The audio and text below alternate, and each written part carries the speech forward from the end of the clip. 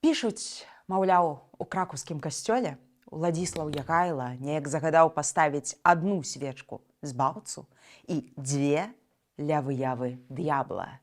Хай будзе і той паслухмяны. Я уяўляю сабе вочы ксяндза.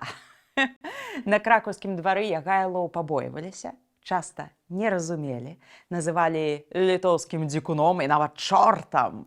Але менавіта ён, Ягайла, кіраваў 48 гадоў. Стаў архітэктарам уніі між Літвой і Польшчай, перамог крыжакаў пад Грунвальдам, хрысціў Літву, аднавіў Ягелонскі універсітэт і пакінуў па сабе дынастыю, якая кіравала 1,5 стагоддзі. З вами Кацярына Ваданосава ў серыі перадач «Трызуб і пагоня». І сёння мы пагаворым пра тое, кім насамрэч быў вялікі князь літоўскі і кароль польскі Ягайла. Адкуль гэты інфернальны флёр і ў чым сакрэт ягонага поспеху? Ягайла быў любімым сынам князя Альгерда, які кіраваў Літвой на пару са сваім братам Кейстутам. Самое імя Ягайла, балцкае, яно значыць «удалы», «здольны». З годам нараджэння нашага героя ёсць дзве версіі. 1352 год і 1362 год. Чаму гэта важна? Таму што, калі справядлівая другая версія, да якой зараз схіляецца большасць навукоўцаў, на момант смерці бацькі Ягайлу было 15 гадоў. Зусім не шмат. Старт палітычнай кар'еры – гэта канфлікт з дзядзькам Кейстутам і ягоным сынам Вітаўтам. Насамрэч, нібыта сямейнікі, але, ведаеце, калі справа тычыцца ўлады, то тут ужо не да сямейных адносінаў. У гэтай справе Ягайла быў прынцыповым заўжды. Такім чынам, Ягайла запрашае Кейстута з сынам у Крэўскі замак на тэрыторыі сучаснай Беларусі на перамовы пад гарантыяй бяспекі, пад такое слово пацана. Але арыштоўвае, Кейстут гіне праз 5 дзён, ён быў задушаны, ягоную жонку утапілі, а Вітаўту у жаночай сукенцы удаецца збегчы. Пра гэта ў нас быў асобны выпуск. У далейшым Ягайла з Вітаўтам увесь час будуць як цені адно аднаго, падобныя і розныя, саюзнікі і канкурэнты. У Ягайлы на той момант і іншых канкурэнтаў, канешне, было поўна. Уласныя браты, сыны Кейстута. Стромныя розныя суседзі, крыжакі, татары, маскавіты, палякі. І трэба было выбіраць, з кім ты, інакш разарвуць. Цікава, што Ягайлава мама, Уляна Цвярская, увесь час тапіла за ўсходні вектар. Гэта зразумела, бо яна сама з Цвяры. Яна сватала сыну Зоф'ю Маскоўскую. Да ўсяго заходняга ставілася вельмі негатыўна. І вось проста уявіце сабе, каб Ягайла паслухаў мамку сваю і выбраў Масковію як стратэгічнага саюзніка. Ён бы заключыў з Масковіяй унію. Ой. Сын зрабіў іншы выбар. Ягайла – апошні язычніцкі ўладар велізарнай імперыі ад Падляшша да Паволжжа. Крута, клёва, класна, але ключ да прызнання на міжнародным узроўні – гэта рэлігія, на той момант ідэалогія. Каталіцтва, праваслаўе, іслам.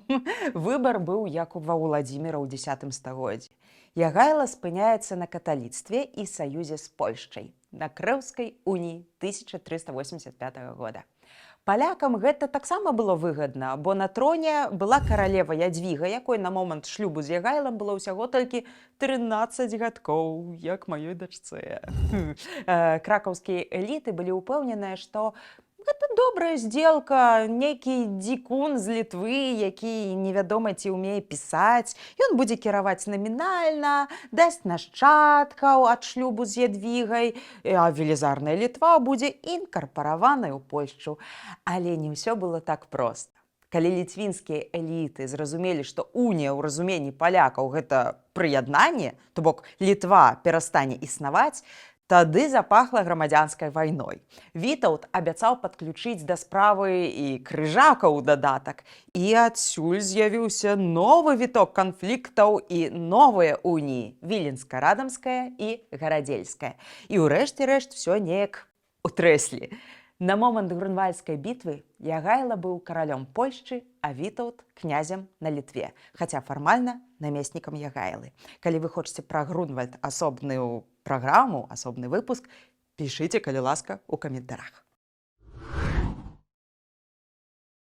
У Кракаве ў Ягайлы пачалося іншае жыццё. Палякі хацелі бачыць яго марыянеткай, але той прывёз з сабой з Літвы братаноў і вырашыў справы з імі. Адсюль гісторыя падколак, якіх багата пакінулі польскія храністы, найперш знакаміты Ян Длугаш. У яго мы бачым вобраз Ягайлы як такога непісьменнага ліцвінскага мядзведзя.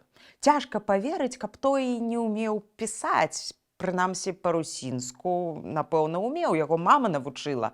А што дакладна, дык гэта тое, што са сваімі Ягайла размаўляў па-свойму, каб палякі нічога не разумелі. А вось пра язычніцкія забабоны тут паверыць зусім не цяжка. Паводле Длугаша, калі Ягайла падымаўся з ложку, то кідаў кавалак чароту на падлогу і сплёўваў. А калі выходзіў з дому, то тройчы абарочваўся па коле, а паламаную саломінку кідаў пад ногі. Нікому ніколі не казаў, навошта гэта робіць, але відавочна, што гэта быў нейкі такі стары паганскі бэкграунд. Рэдкасць на той час. Ягайла не ўжываў спіртнога ніколі, зусім, ані віна, ані піва. Пасля, праз стагоддзі, гэтая рыса падавалася як прыклад. Кантроль над сабой, над дзяржавай. Была версія, што Ягайла наўпрост баяўся, што яго атруцяць. Гэта рэзонна. Але паесці ён любіў.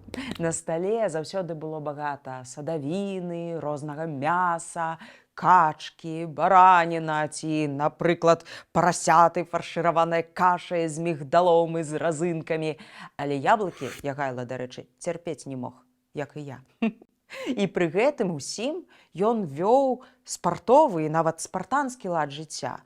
Ён ездзіў на паляванні ажно ў старасці. Пасля 60 зламаў нагу на паляванні ў Белавежскай пушчы. Ён спаў, як давядзецца, мог без усялякіх падушак, у чыстым полі, любіў лазню, гігіену, таксама прыроду і лес. Такая паганская душа. Ён забараніў высякаць цісы і праводзіць ловы з канца красавіка па жнівень. Напэўна, гэта першае экалагічнае заканадаўства ў нашым рэгіёне. У 1419 годзе Ягайла вяртаўся з чарговай крыжацкай вайны. У ягоны абоз ударыла малара. Загінула некалькі чалавек і нават коні, запрэжаныя ў каралеўскую карэту. Сам Ягайла часова страціў слых, а ўсё ягонае адзенне пахла серай. Папаўзлі чуткі, што гэта кара боская за грахі. Але Ягайла асабліва не пераймаўся, бо ў язычніцкай традыцыі маланка гэта прывітанне ад перуна. А вось у 1433 годзе Ягайла ўсё ж такі знайшоў повад зажурыцца. У небе завісла камета, а ён заўжды звяртаў увагу на розныя нябесныя знаменні. Ён палічыў, што гэта знак канца ягонага жыцця. І ў прынцыпе, так яно неўзабаве і сталася.